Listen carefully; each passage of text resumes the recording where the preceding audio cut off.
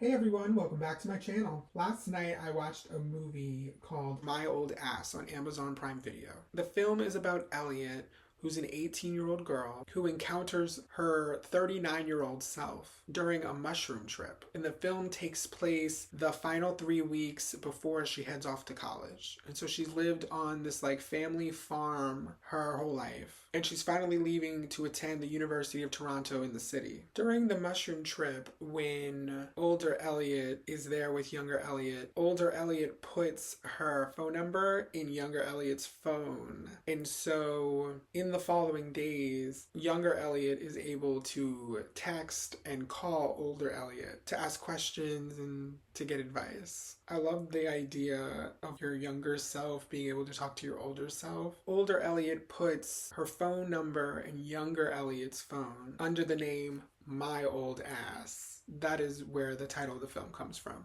I like the message of enjoying where you are right now in life because you'll never get this moment back again. This era is only for now. Things will change in the future and that is okay. We are supposed to change and grow as our life progresses. In a future era of your life, there might be different things that are better. Because typically as you age, I feel like you have more money and control over your own situation, a little bit more power in the dynamic than when you were a kid.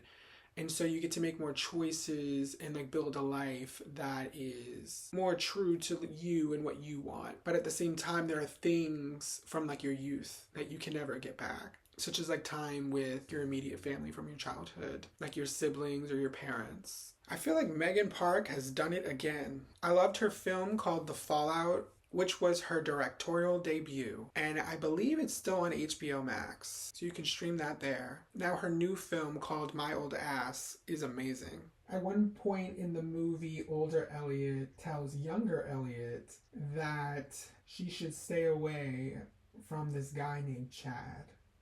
So later in the movie, we meet Chad. I like that when older Elliott tells younger Elliott to stay away from Chad, she doesn't say why right away. So the film gives you some time to sort of guess what might go wrong in Chad and Elliott's relationship. You learn later that Chad actually doesn't do anything wrong and it's that he dies. I didn't guess for a second that the reason why older Elliott tells younger Elliott to stay away from Chad is because Chad dies.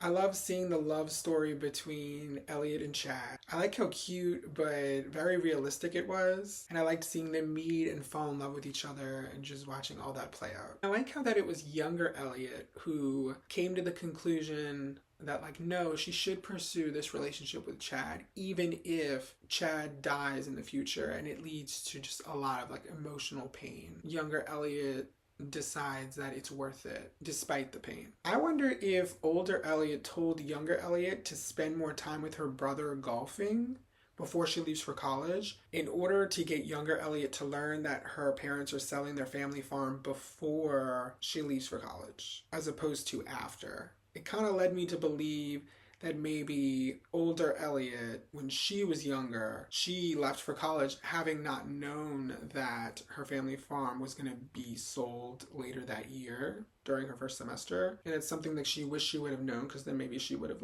enjoyed that last summer there with the knowledge that her family would sell the farm. And that would be the last amount of time that she got to spend in her childhood home. And you can tell older Elliott is being really cautious and careful about what she tells younger Elliott. If older Elliott told younger Elliott not to do something, it could change her life and mess things up. Because if you change one big life decision, it could have a ripple effect on future big life decisions. And so you can see that hesitation in older Elliott. You can tell she's concerned that she could mess things up. But at one point, younger Elliott does make the argument, if you share a piece of advice with me, it could make life better later down the road if she could avoid certain mistakes and to avoid any regrets that older Elliott might have. You could tell she was being super, super careful. Obviously, older Elliott telling younger Elliott that Chad dies is major. But she doesn't say what Chad dies of or how he dies, and so there's still a good element of mystery. I love the LGBTQ plus representation in this film. I like the nuance of how Elliott identifies as gay and thought she only liked girls, but she discovers that she likes Chad. The film makes it clear that that's okay.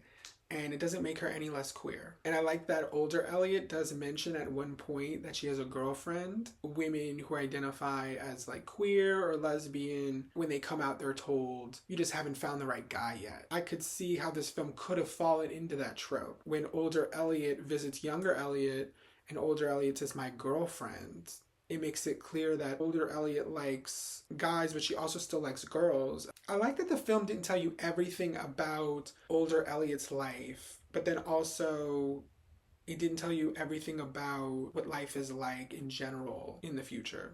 And there's one part in the film where younger Elliott's on the phone with older Elliott, and older Elliott goes, oh no, I gotta go. And she's screaming basement, basement. And so it's like, well, what is that about? And I assume it's something related to the climate crisis. And the other thing that surprised me was the fact that older Elliott says she's 39 years old and that she's like a PhD student. So like, I don't know exactly what that's about. But she doesn't say like what field of study she's in or anything like that. I think the average age of like PhD students are like in their 20s, not like their late 30s. But I don't know. Younger Elliott is 18 years old and older Elliott is 39 years old. So assuming the film is set in 2024, that would mean that older Elliott is from around the year 2045. I wasn't exactly sure what year the film is set in, but I assumed that it was 2024. That was the year that it was released for streaming. I love the line about Penelope Disick. I just thought that was so funny and very realistic as well. Maisy Stella plays younger Elliott, and I heard that it's her film debut, which is kind of incredible considering how great of a performance she gave in this film. Older Elliott is played by Aubrey Plaza. I loved Aubrey Plaza in Happiest Season and The White Lotus. I liked how funny and cool the character of Elliott is. I love how quick and witty both Maisy Stella and Aubrey Plaza play younger Elliott and older Elliott. It's extremely believable that they're the younger and the older version of the same person. The guy who played Chad, his name is Percy Hines White. I don't think I've ever seen him before in anything. Apparently he's in Wednesday on Netflix, and I haven't seen Wednesday, so maybe that's why I haven't seen him before. This film premiered at the Sundance Film Festival in January 2024, and then it had a limited theatrical release in September of 2024. I don't know exactly when it hit streaming on Amazon Prime Video, but I remember watching the trailer sometime probably early last year, and I remember like making a mental note that that is a film I want to see, because just based on the trailer I could kind of tell that I would really enjoy this film. The film really makes the viewer question like, what would you ask your older self if you had the chance? It could also make the viewer ask like, what would you tell your younger self if you had the chance? I think if I could tell like my younger self something, I don't know if I would. Like, I understand the hesitation that older Elliott had in the film, because like, what if it changes my current life? If I tell my younger self to do something different, then it could have a ripple effect and it could make my current life worse off somehow. So that would be a concern of mine. The story, the plot point, the script, and the jokes are all clearly well thought out and executed brilliantly. It was such a good film and I recommend it. I'm really impressed with Megan Park's work thus far, her first and second film specifically, and I'm excited to see what she does next. I linked the trailer below, and you can use my link in the description box below to watch My Old Ass on Amazon Prime Video.